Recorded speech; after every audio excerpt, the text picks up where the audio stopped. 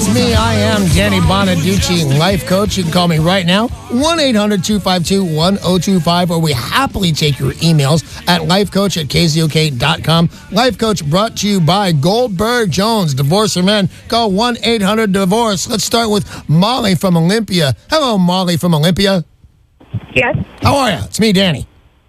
Well, my boyfriend and I, we've been together a little over 3 years. Yeah. And he does have some mental health issues, and he sort of went off his meds, and then he relapsed and started using again, and he's gotten, really abusive.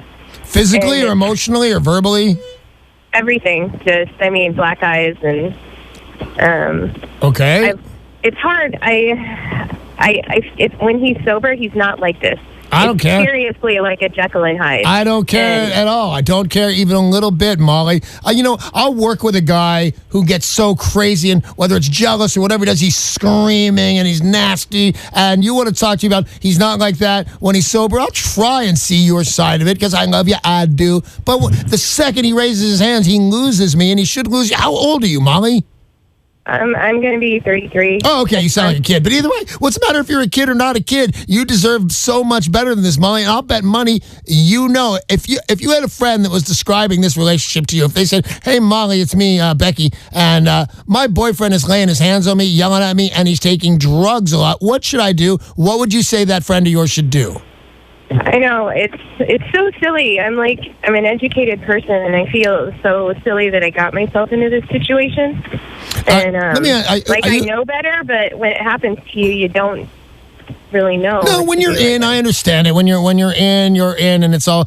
I know the thing. He's not like that when he's sober. The sad part about this, Molly, because I always say, if you give me a call, I've been there, done this. There are some fine women in the world today that had a time in their life when they were discussing me and was saying how much, when he's sober, he's not the jerk he is when he's drinking or using drugs. So I've been that guy, although luckily I've never raised my hand to a woman. But you know what? The things I have said to him, and it doesn't help. You should save some time, Molly. This is going nowhere good, and it's just going to drag on to, I'm going to go with 2.5 more years of your life figuring out what you should do until you do it. I'm saying you should get off the phone with me, pack your things up, and move today, and get out of this relationship today. It's not going anywhere good. Even if you think, I can fix this for this kind of time, he's not going to raise his hands to me again.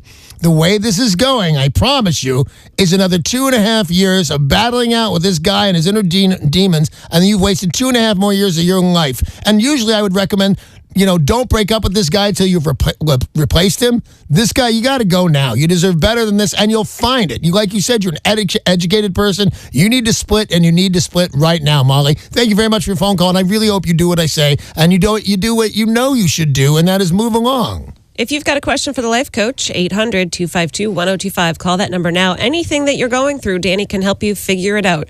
800-252-1025. Stephanie and Graham, you're on with Danny Bonaduce. Hiya, Stephanie. Hi.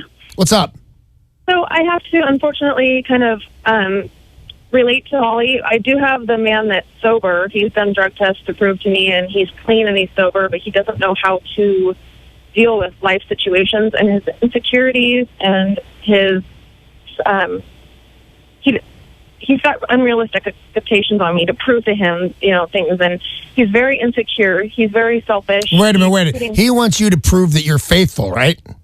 And he's constantly checking phone records, checking my phone, playing spy, checking, things out in the house, coming home from work early, trying to check me, find me doing something wrong. And I'm living my life every day being a normal person, doing normal things. And what point do you, support somebody because they're clean and they're sober? It's been almost a year now.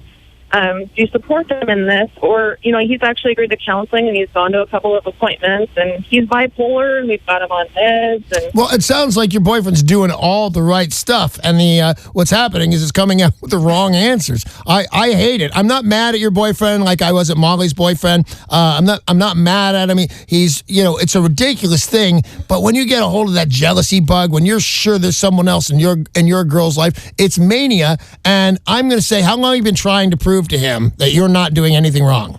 Okay. How long? How many years? What was that question? How long have you been trying to prove to your boyfriend that you're not doing anything wrong? Well, we're actually married, and I've been spending a good part of a year on it. All right, well, that changes the way I'm looking at this. I thought it was your boyfriend. Let me ask you this then. Do you ever get stretches of time when he's not crazy jealous, or is it all the time? It's all the time. And when I think things are okay and I think they're going well, then I'll, hear he's got a friend that he confides in, and there's other outlets that he has, and I'll hear that, he's thinking these crazy thoughts, and, he'll just come out with something during a discussion, and I'm thinking, wow, no, this is stuff that absolutely controls every thought he has. Yeah, I hate it. I hate it a lot. I want to hold this guy's hand. I understand. I'm bipolar. I take my meds. As a matter of fact, my wife puts them right in my mouth, so she knows I take my meds. And damn if I'm not a whole bunch better. But, the ghastly stuff you do while your reaction, the things, I didn't accuse her of, everybody knows.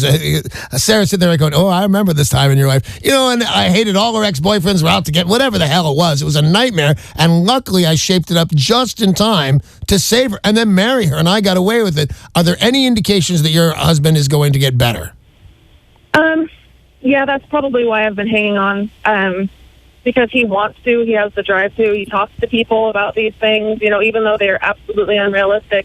He'll admit that they are, and he knows that they are, but he's still thinking them. It's like there's a way to tell, Stephanie. I can hear on the phone because I'm sitting here and a part of me would go, well, there's smoke, there's fire. Why does he think all these things? I can tell to talk to you. You're not doing anything wrong. You're aghast that this guy is still doing this to you. I would like you, because he's trying his hardest, and God bless him, I'd like you to set a time frame of how long you're going to tolerate this. And in the meantime, and I want you to think of this, when the time gets closer, when you're getting down to months, weeks, days, he might get a little more involved in therapy. Does he go to an AA meeting? He's started, but he always finds a reason not to go.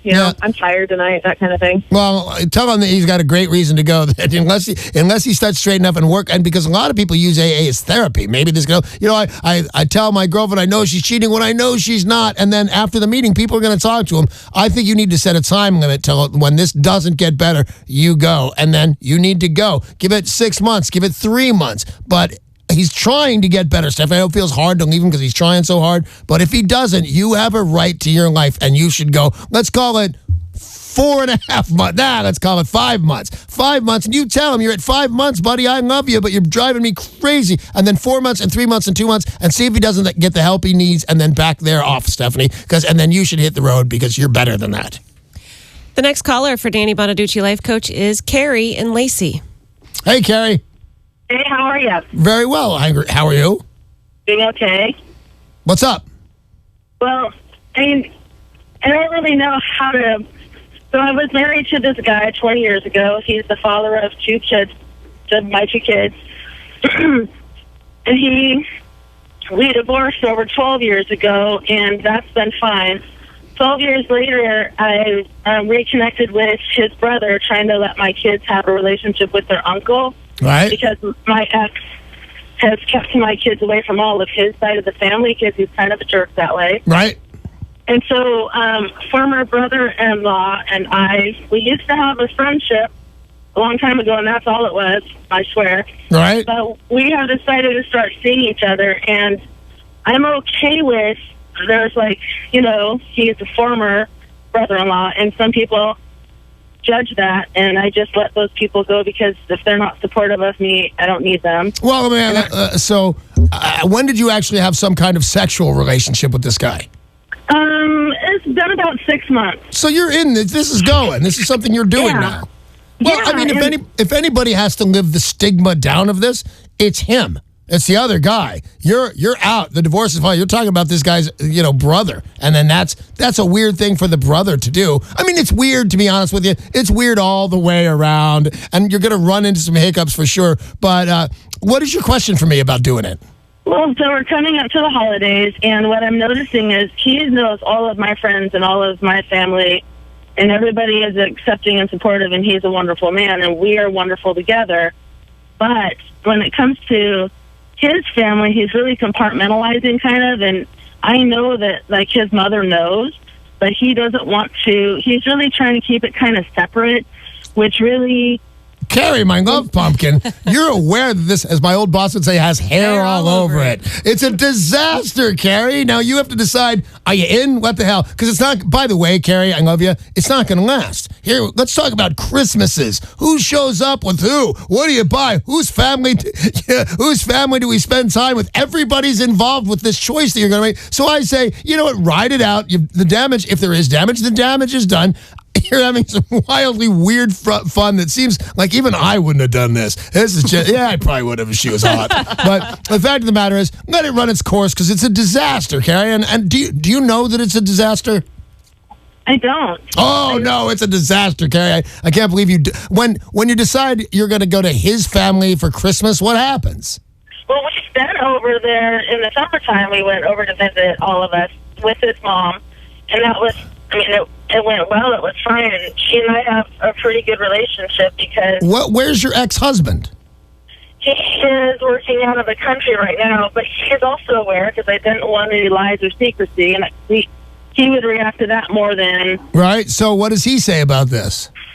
What he said to me is, I don't really care what you're doing. Just don't let the kids be affected negatively. The kids are teenagers, so... So what do the kids say about this? They actually, my oldest one's a little bit, it's kind of weird because he's my uncle, but they both really adore him. They love spending time with him. And my younger one... So are you dating your kid's uncle?